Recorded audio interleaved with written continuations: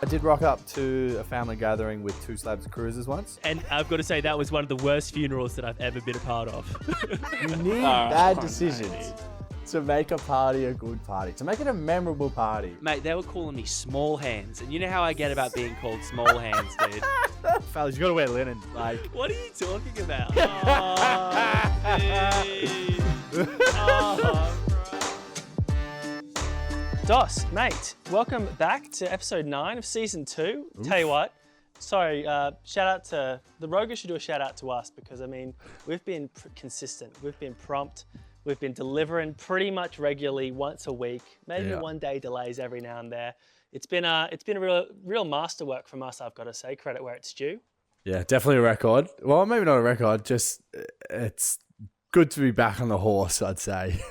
Yeah, it is. It's been really good to keep cranking them out.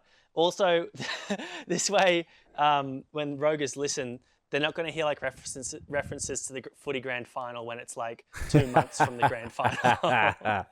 Yes. Like, we know who won. There's no point talking about it.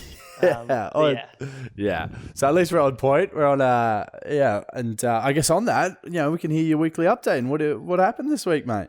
Mate, it was a sudden cold change in Longreach. When you were here, was it hot the whole time, or did you have a brief reprieve? Nah, she was pretty hot. She was 30 plus every day.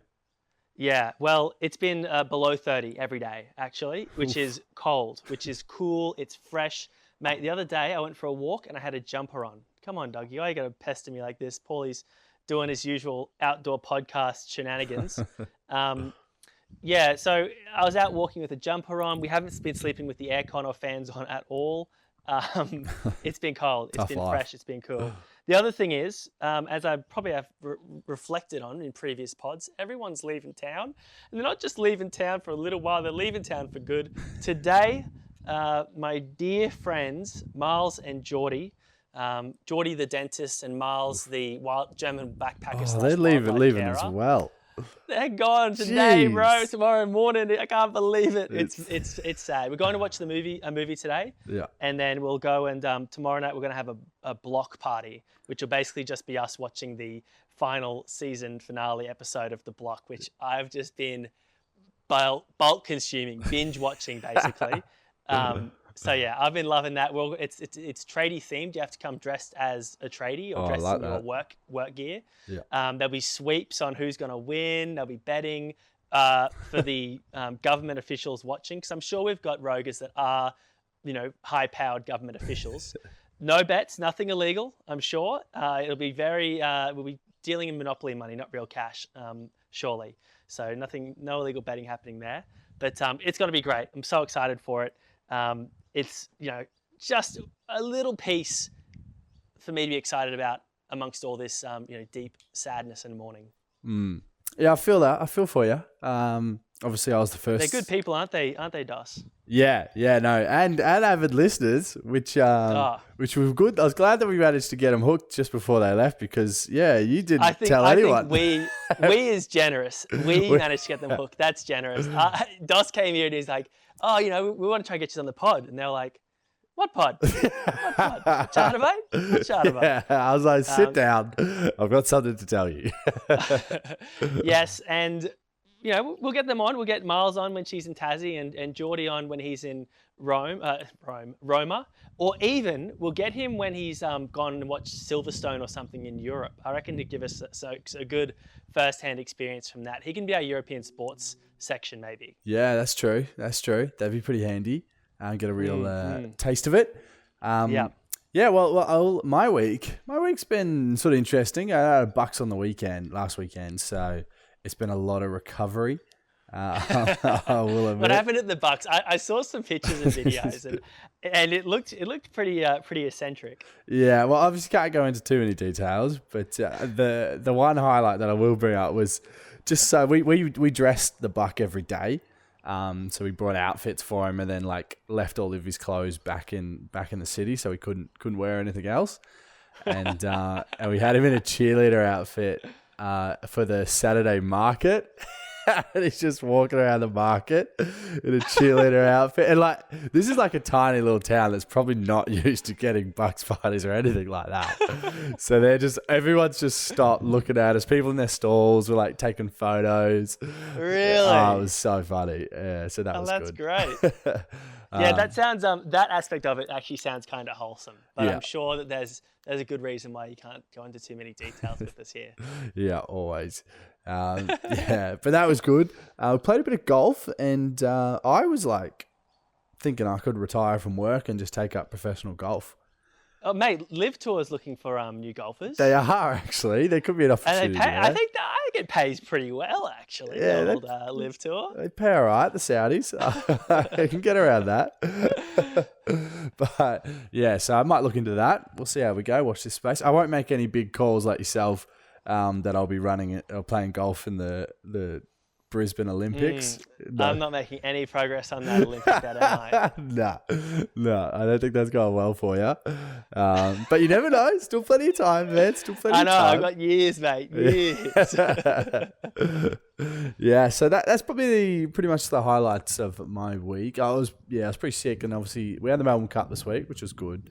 But I was battling. Did you make the paper? It's the thing every single year. Dos seems to be the poster boy of drunk and disorderly for the News Corp and that. Yeah. Did you manage this year as well? Only because they brought that photo back up. So, but it wasn't just recycled that. it. Yeah, it wasn't even just like news.com. It was in the Herald Sun. It was in like all the majors. I was like, come on, leave me alone. It was like 6 years ago. Imagine if you'd completely recreated your image and you'd like become this squeaky clean person, and your new group of friends maybe, and your employer, maybe your wife sees these pictures and thinks it's current, and they go, mate, you've been living this secret degenerate lifestyle this whole time. Yeah, it worries me when I eventually get into politics, when all this stuff sort of going to come back up to haunt me. You just have to own it, and I think the people that will be part of your base will get around you. The deplorable stuff that politicians get up to, if you rate them and if they've got their heart in the right place, you just go, yeah, different time, deal with it, life goes on. Mate, not with cancel culture. Nah. Let's changed the game. Mate, we're not on Twitter, so we can't get cancelled. We're fine.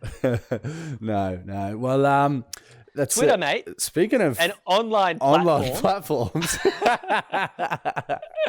A squeaky clean segue here. Online shopping, mate. Today's episode, the road guide to online shopping. Now, if I could just start, as the listeners will know, because I mention it ad nauseum every episode, I'm in Queensland, a bit of a Queenslander.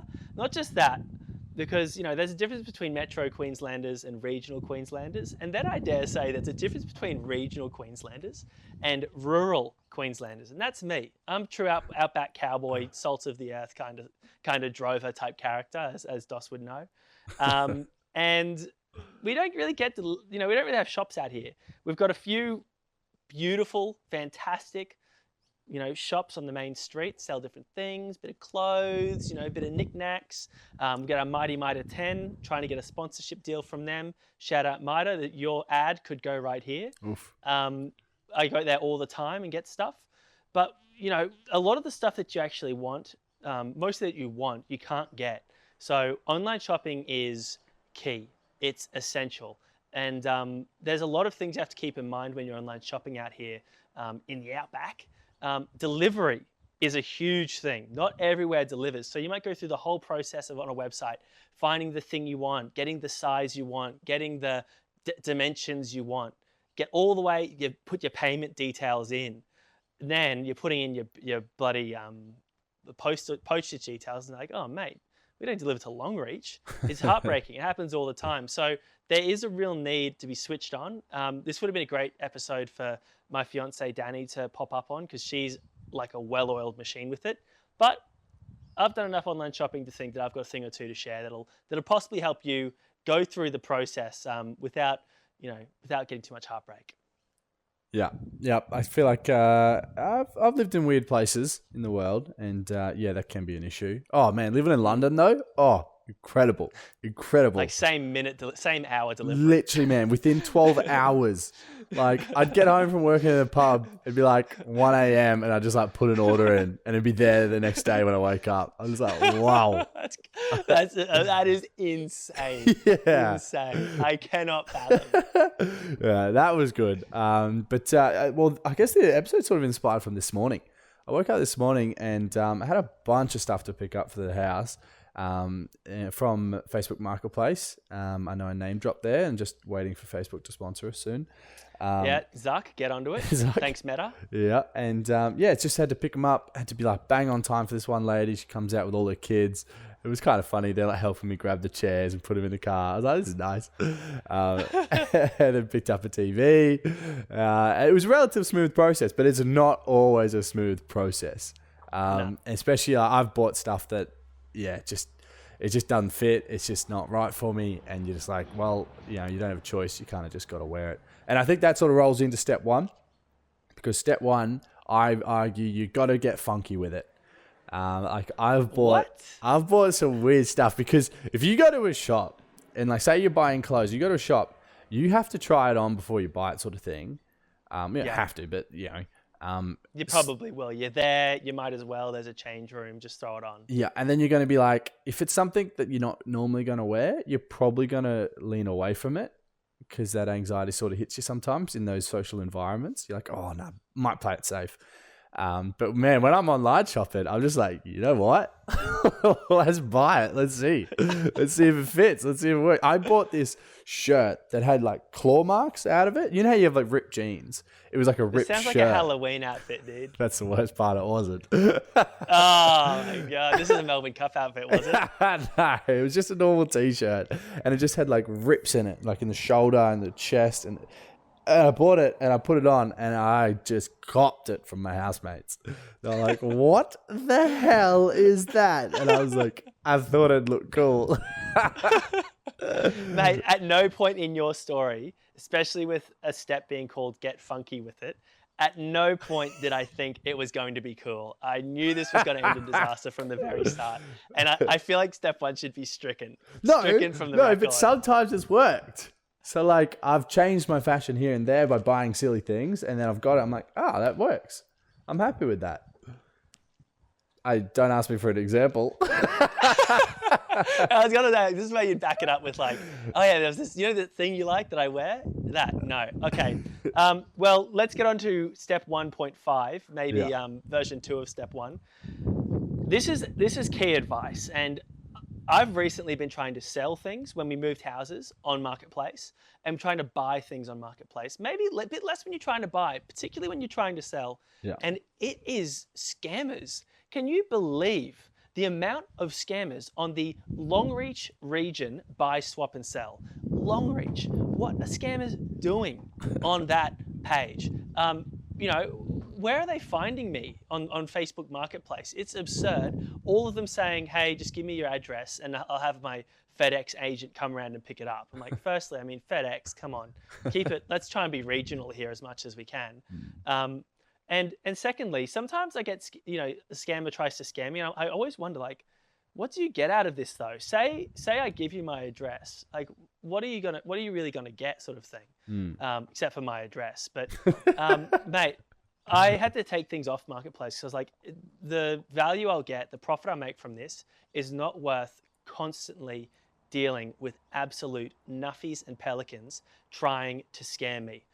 One thing I will say that I went through a phase of really enjoying, he's on YouTube, people might have seen him, but he scams the scammers. He spins it around the other way and he like gets access to their computers, or they think they're scamming him, but he doesn't, he uses the iTunes card rather than just buying it, sort of thing. So that breaks their heart. That's really good, because scamming to me, it's like these people are the most deplorable, boring. Like, imagine you've got no skills to the point where you're just like, I'm going to try these copy and paste scams on these people, and sadly probably make good money from it. Yeah, well, see, I'm for step 3, I'm sort of rolling into a similar sort of vein as in that guy that you were just explaining, like how he goes in and scams. And like, if I see something on Marketplace that's in a dodgy neighborhood, I'm all about it. because straight away that limits the other people competing with you for the item, because most people are like, oh, nah, maybe I shouldn't go there. And like, if it's stolen, well, so be it. Like, you don't know that. So it's probably cheaper. Plausible deniability. Yeah, exactly. I went there and bought a TV once and with my mate, and we get there and he's like, I was in the car and he's like, you're coming in with me. And whatever we do, don't go inside the house. I was like, what the hell is this? I want to wait in the car, man. Don't make me go. But yeah, no issue. Like, yeah, like when we got in there was like 4 TVs. And we're like, this is a little bit sus, but... oh, my God. Yeah, it worked good deal, though. Good bargain. Great deal. 42 inch for like $150. Worked no worries. In that situation, you've gone to a dodgy neighborhood.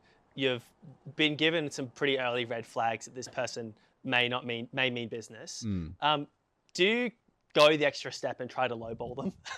I will preemptively lowball. I won't ever lowball once I'm there. That's dangerous. That's a dangerous game. What about you go there and you inspect the TV and you're like, oh, this is the Sony from 2021. It's 2022. I want certain capabilities. The screen's not even curved. Surely you could try and reduce the price from there. Or is that like part of the etiquette that you negotiate while you're away and then on inspection you kind of suck it up and deal with it? Yeah, I think definitely you embrace the keyboard warrior sort of element and play hardball early, and then once you get there, whatever it is, you gambled. It's a gamble, Yeah. So now you got to wear it. Well, step 4 for me. This is something that maybe comes from a place of privilege, #privilege. But it's about standing your ground. It's about having some dignity and some pride, especially when it comes to people lowballing, when it comes to people time wasting, when it comes to people expecting stuff from you. Whether you're buying or you're selling, don't take people's shit, because they will try. They'll try and lay it on you. They'll ask you dumb questions. Like if I put the specs and details for something in the description and you ask me for different specs or details, I'm not dealing with you, because I just don't want to invite that level of stupidity into my life. If we can't even get past the basic description of the object without there being some confusion or some hassle, and this dog is absolutely absurd. If YouTube viewers will see the absolute pest that he's being at the moment. Listeners will just hear me suddenly talking about a dog bothering me, and that'll be a bit of a reality break for them. But yeah, I just don't deal with it. There's another thing when I was selling my house. If someone had like lowballed me, or if someone had commented on a job that I'd done, say they looked at the floors that I'd scraped, sanded up, and they said, "Oh, we'll have to redo the floors." I'm not selling you the house. Stuff you. That is like, I put my heart and soul in that. Do not try and bring me down. It works online as well. Don't even try and disrespect me, because I'm gonna cut you off. I don't need the money that bad. Yeah. Well, that sort of goes against our step 5, which is always try and rip them off.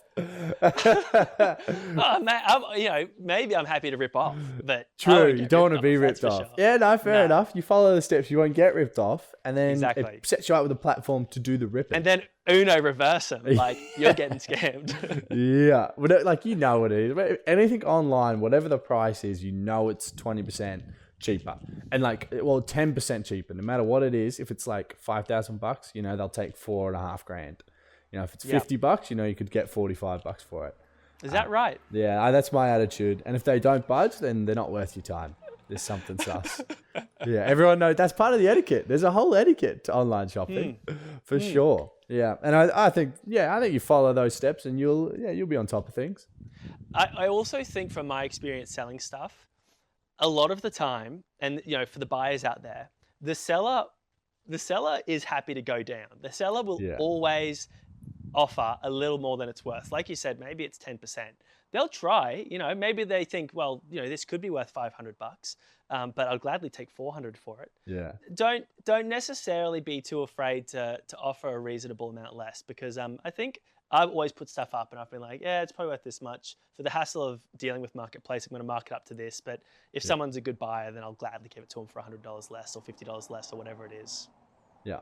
Yeah, easy. See, simple as that. But, mate, you're an online marketplace genius. It's simple as that. The road guide, dealing out the realistic the realistic information this time, and one for the everyday viewers and listeners, especially for our huge listening audience here in the Outback that knows how difficult online shopping can be. Yeah, there we go. Well, and then today's big call, we've actually got a long-time friend, one of my original footy boys. We both went to the same footy club at the same time. First session together, Geelong West. And I'll never forget it because we were both so unfit compared to everyone else that when they did the... Was that the bonding moment? Literally, man. I was just running and I saw him. He was just in front of me. I was like, this guy with a tattoo sleeve. And I was like, I'm not fucking letting him beat me. I'm not coming last. Like, if we're coming in together, we're coming in together. I just wouldn't let it happen. And from then on, yeah, me and our big call guest, Josh Viney, have been good mates. Welcome to the show. That is exactly how we met.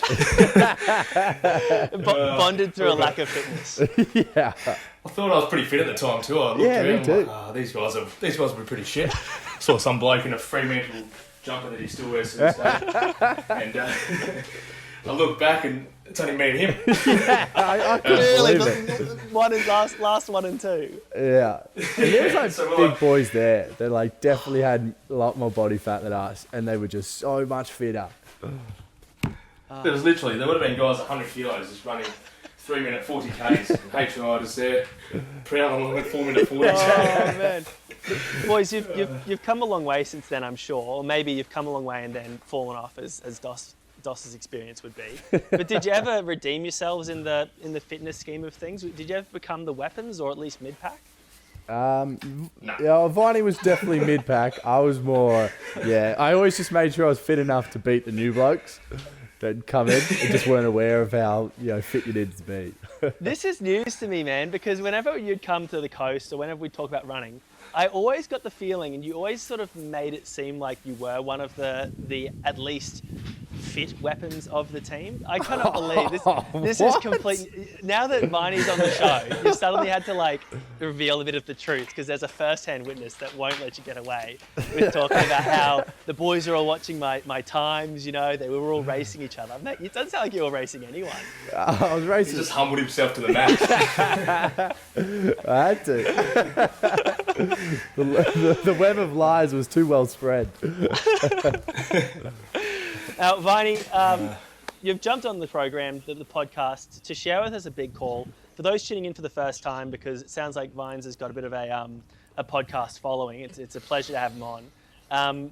Basically, the way the big call works is we make a big call to a friend of the road guide, and they give us a story where they had to make a big call. And right at the big call, they stop, we tell them what we would have done, and then they tell us what they did. What's a time in your life when you had to go and make a big call?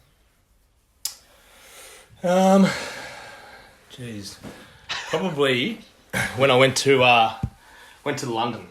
Oh. So I went to Europe, went to Eastern Europe. Uh-oh. With about 1.5 weeks' notice. So it was coming up to Christmas, and I was getting pretty busy with work and stuff, and my boss gave me like an ultimatum. He's like, you can either have Christmas off, or you can go somewhere now, enjoy an extra week or two off, and go have a bit of fun.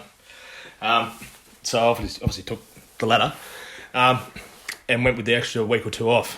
So I messaged H. He was in London at the time, just moved over there, living abroad, and I said, thoughts on me coming over?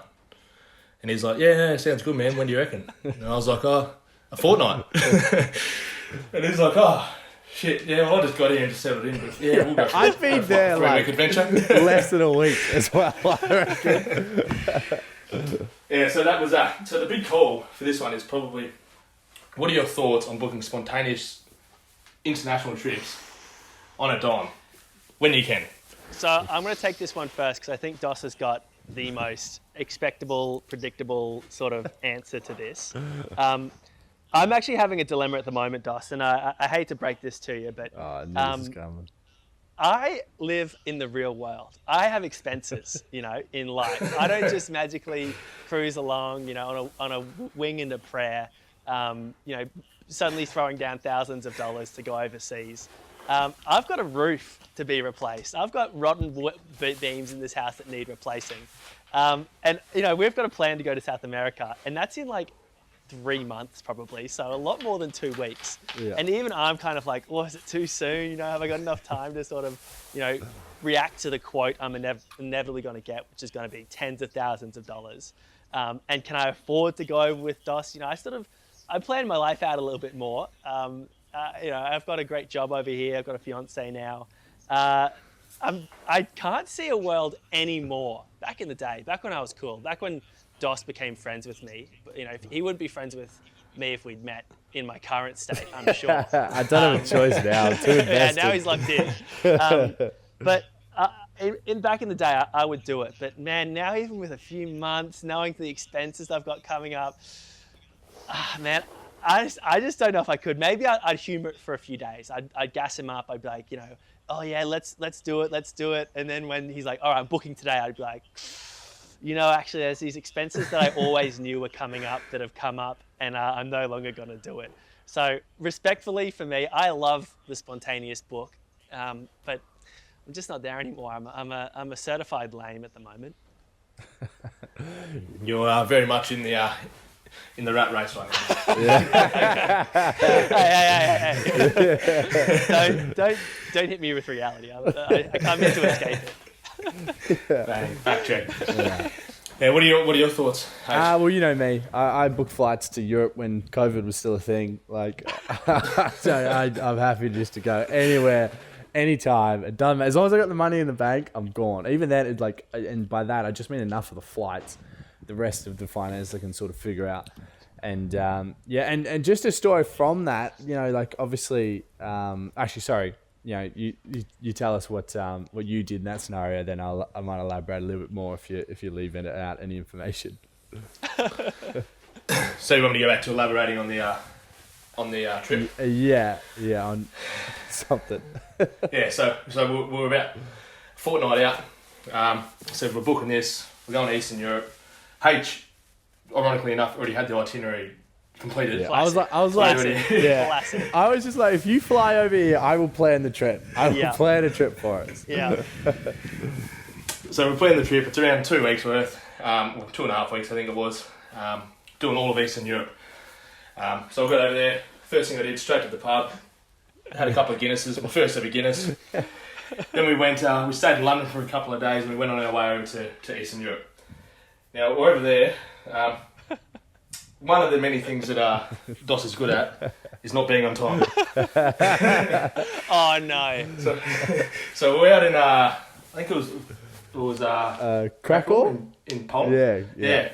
Krakow in Poland. We're out there and having a good old time. No one spoke in English. All Eastern Europe, they did not know what we were saying, and we're just here with our Aussie slang saying, g'day mate, and whatever. A few beers under the belt, and we kept going, and it got to about 5:30 a.m. in the morning. We had a bus at 6 o'clock. We realised we're about 45 minutes away from the bus. We get there. The bus is just taking off from Krakow in Poland. It's an 8-hour bus trip. The bus is just taking off. Hayden and I are blind, carrying our suitcases. We haven't slept. We've come straight from the nightclub, and we literally jump in front of the bus. Yeah. You couldn't even the bus tell. Is taking off, we jump in front of it. Yeah, you couldn't tell it was our bus. We just like, this is the exact time it should be leaving, and we just see this bus leaving. We just run out. No way. Don't go. We jump in front of it. The one. Yeah. Oh, we think so. We hope so. We got to the right spot. Yeah, we got to Berlin. It could have ended up anywhere, but yeah, this is that's one of the things that H is renowned for. Always staying on time. Well, they had those like cyclists, and you jump in the back, and they'll like cycle you to places like a taxi. And we jumped in the back of one of them. We were in a hotel room, but it wasn't ours. We had to go back to the hostel, and we're like, you need to get to this hostel in 10 minutes. And we're like, I'll throw in an extra €10 if you can get there. And this guy is just pedaling his little heart out. It was so funny. It sounds like he might have gone on to become like a Tour de France rider or something, based off of the sudden burst of training that he had from that trip. Oh yeah, definitely. Yeah, no, but it was I won't go too much into depth on it, but no, I don't think we can legally. Yeah, for legal reasons, put a little asterisk and a little disclaimer. Oh. But yeah, so that's one of the many things that the H was good for. Story. Did you have something to add before Dos? Is there more to this trip? That was exactly the story I was going to tell. Wow. Because it's PC enough that it can make it on the pod, and it's also entertaining. But and going on the rather than a serious crime. Yeah. And going on the big call as well. That Europe trip, I also did the same with H's cousin. Back when we first met, we met at the Melbourne Cup and on the piss, as we always are in Australia. And Zave and I booked a trip to America at the Melbourne Cup. No shot, really? Literally. Yeah. So like Viney that was 4 weeks away. Yeah, didn't have a passport even. So he's at the Melbourne Cup, literally filling out the passport form to get your passport. Mate, and he's just like giving it to me. I'm like, bro, I'm so drunk. Like, that is huge. Oh, what the hell? Yeah, you can definitely you can back Viney to come on any spontaneous trip. Mate, he's like the patron saint of a spontaneous trip. That is insane. I can't believe you've got form with it. Yeah. Yeah, you don't want to book those trips where you're waiting 7-8 months and then you don't really want to go when it comes around to it. Yeah. It's too much suspense. Too much foreplay.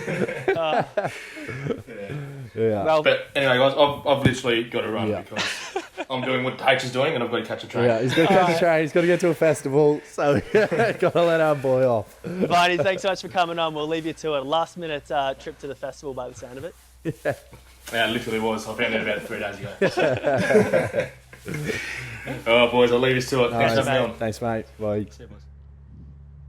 Oh, there you go, Dawson. I thought you were all about the spontaneous trip. That's a track record of reckless decision making from Viney there. Yeah, there's a reason why he's in my inner circle. Yeah. No, he definitely seems like very much up to your speed, if not possibly a little bit faster. Yeah, well, by the sounds of it, I might have to book him in for a trip in February to South America. Oh, yeah. You might want to just plan it all and then just let Viney know that there could come a time. I'm not ruling it out. Rule it out. I just want to give you a reality check that the roof, this could be a very expensive job, and I just may not be able to do it. Mate, the roof's still there. That's all that matters. Yeah, I know. I'm currently sitting underneath it right now, but anyway, let's not okay, let me think. Catastrophize. There we go. Catastrophize the situation. I'm still in for all intents and purposes, but you may want to lock me in. We'll find out next week and a half if I can do it or not. Yeah. Well, I'm booking flights next week, so. Okay, sweet. Yeah. Well, Joss. Yeah, we've got a little bit on the Series 60 today. Two things actually. So one thing, I was very confused. Yesterday I was thinking, I was like, why do we drink cold water in winter? Why don't we drink warm water?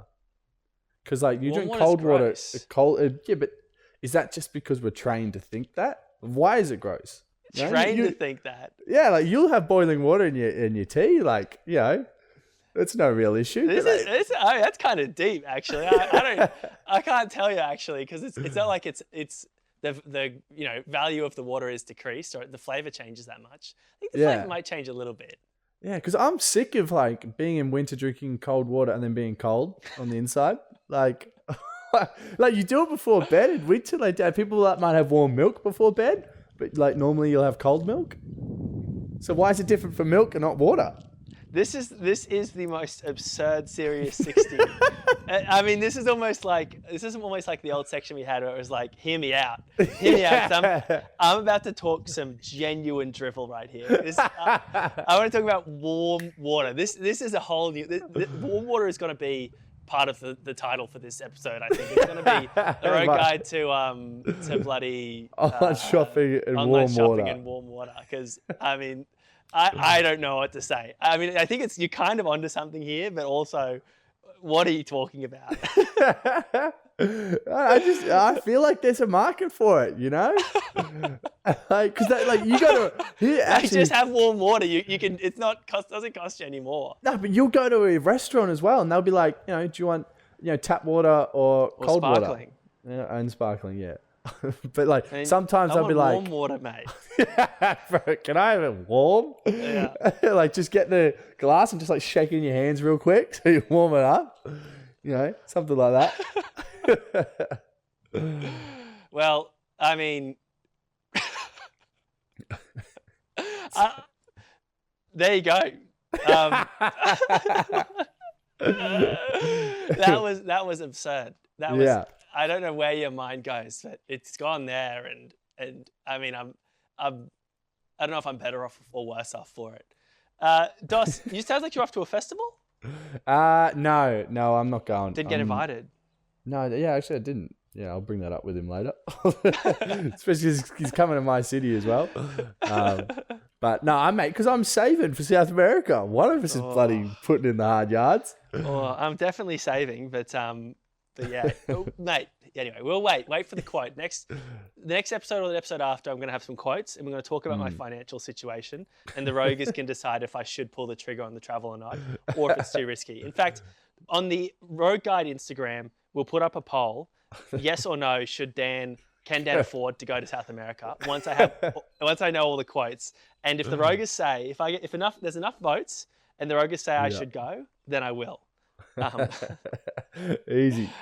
Yeah, so definitely go and find us on socials, find us on YouTube. Just search the Rogue Guide. If you've got a search engine on any app, just search Rogue Guide. I reckon you might have some luck finding us. Yeah, I've looked up on different people's phones and stuff like that, and we come up pretty quick. Good. So we've got a good market now. Yep. Yeah, and just on that, any Roguers, as you can tell, didn't quite pull the trigger on Movember solely because I thought of that too. I need my beard to clip my mic on. So until we buy new microphones, it's just gonna have to be the way. I'm just lazy and forgot. I would have loved to come on with the Prosser goatee next week. Next week I'm gonna have the Prosser goatee, and then the week after I'm gonna try and maybe just have my usual dirty stash. But yeah. Well, I'm gonna donate to any Roguers that are doing anything in November or Movember. DM the Instagram, comment on YouTube. That's probably the best way to get a hold of us. Free money, really. Free money for a good cause. Yeah, perfect. Dos, are we gonna get in the boat? Are we getting in the boat? Get in the boat. Rogan. Joe Rogan. Joe Rogan show. We're gonna rogue. No, we're gonna rogue go boat. We're definitely not. We're done roguing our boat, I reckon. Mate, I got good hits. People loved it. I got a message the other day. They were like, rogue your boat. And they were just like laughing emojis. And I was like, hey. All right, well, we need to do it with some energy then. 1, 2, 3. Rogue your boat. Gently down the guide. That's it, down the guide. Yeah.